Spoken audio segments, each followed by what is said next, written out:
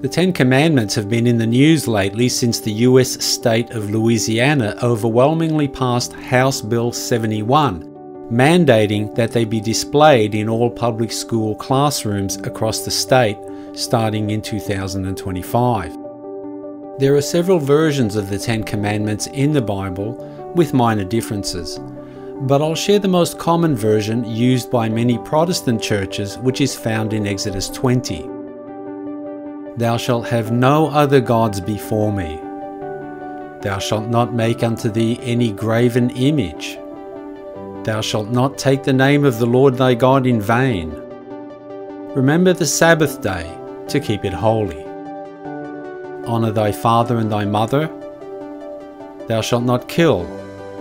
Thou shalt not commit adultery. Thou shalt not steal. Thou shalt not bear false witness against thy neighbour. Thou shalt not covet. There's a widespread perception within much of the Christian community and even among non-believers that the Ten Commandments are the foremost commandments of the Bible. But is this true? Well, the answer is, they were, but not anymore. Jesus and the New Testament writers taught that the Ten Commandments, along with the rest of the 600 plus laws God gave to Moses 3,500 years ago, known as the Torah, the laws of Moses, or simply the law, have been superseded by God's law of love. What is the law of love? It was described by Jesus in Matthew 22:36-40 in response to a question. Master, which is the great commandment in the law? Jesus said unto him, Thou shalt love the Lord thy God with all thy heart, and with all thy soul, and with all thy mind. This is the first and great commandment. And the second is like unto it. Thou shalt love thy neighbour as thyself. On these two commandments hang all the law and the prophets. Jesus' seeming rejection of the old law and emphasis on the law of love angered many of the religious leaders of the time, and even some of the early Christians had a hard time accepting that the old law was no longer in effect. Jesus explained that he wasn't disrespecting the old law, but rather fulfilling its purpose. Matthew 5:17, Think not that I am come to destroy the law or the prophets.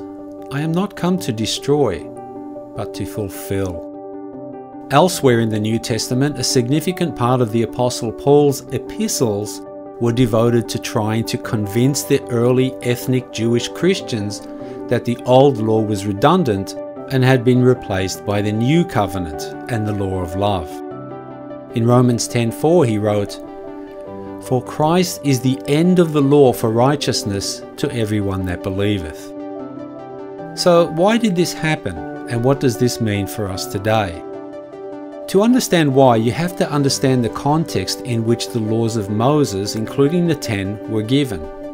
They were given partly in response to thousands of years of prolonged human chaos, violence and depravity, spanning from the creation of the world to the time when God called the Israelites out of Egypt and brought them into the Promised Land. The Mosaic law was strict, and punishments were harsh because they needed to be. While commandments to love God and your neighbour were briefly mentioned, and calls to mercy, generosity and justice were included, its moral obligations were largely expressed in the negative. Thou shalt not do such and such. In spite of Israel disobeying much of the time, the law had an effect. By the time Jesus arrived, Israel had moved on from much of its former depraved behaviour.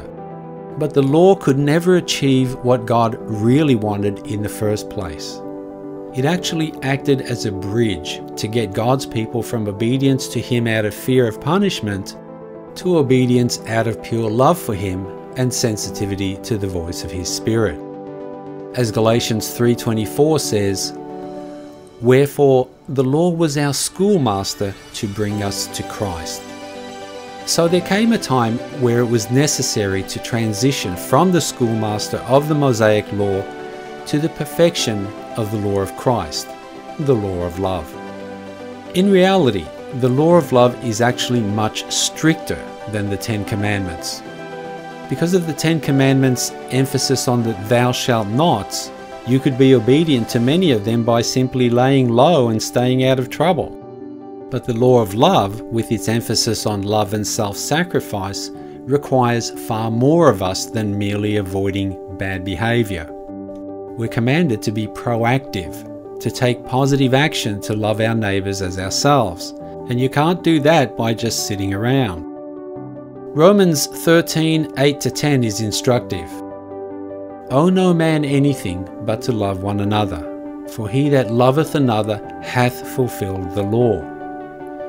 For this, thou shalt not commit adultery, thou shalt not kill, thou shalt not steal, thou shalt not bear false witness, thou shalt not covet, and if there be any other commandment, it is briefly comprehended in this saying, namely, thou shalt love thy neighbour as thyself.